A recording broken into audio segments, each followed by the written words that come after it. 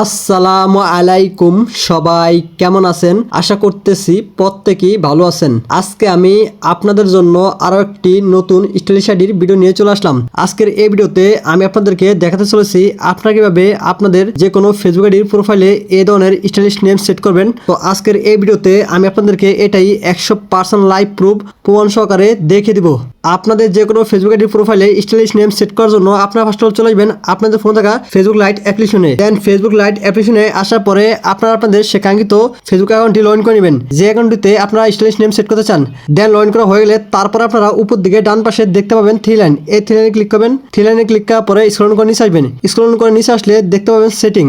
তো এই সেটিংয়ে ক্লিক করবেন। সেটিংয়ে ক্লিক করার পরে দেখতে পাবেন পার্সোনাল ডিটেলস। এই পার্সোনাল ডিটেলসে ক্লিক করবেন। পার্সোনাল ডিটেলসে ক্লিক করার পরে দেখতে পাবেন প্রোফাইল এন্ড পার্সোনাল, এই জায়গায় ক্লিক করবেন।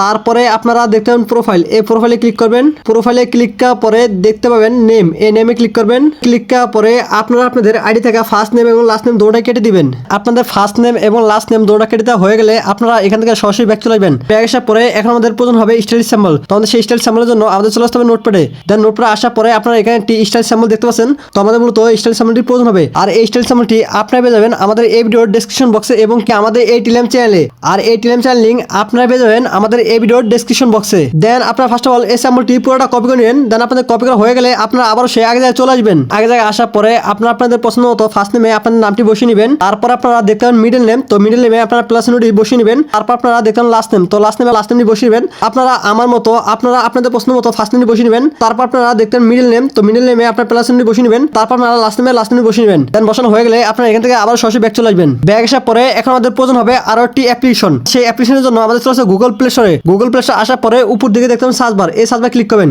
ক্লিক করার পরে এখানে লিখবেন লেট ভিপিএন।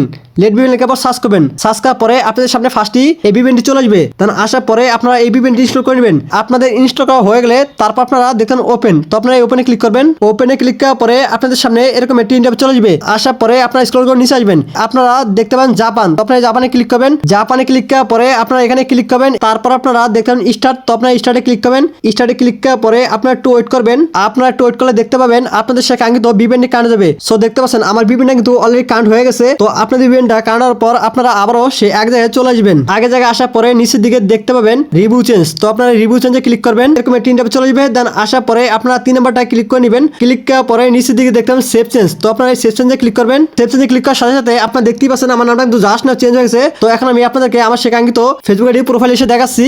আমি প্রোফাইলে আসার সাথে সাথে আপনারা দেখতেই পাচ্ছেন আমার প্রোফাইলের নামটি কিন্তু জাস্ট না চেঞ্জ হয়ে গেছে। তো ভিউয়ার্স আমি কিন্তু আপনাদেরকে 100% লাইভ প্রমাণ সহকারে দেখে দিলাম।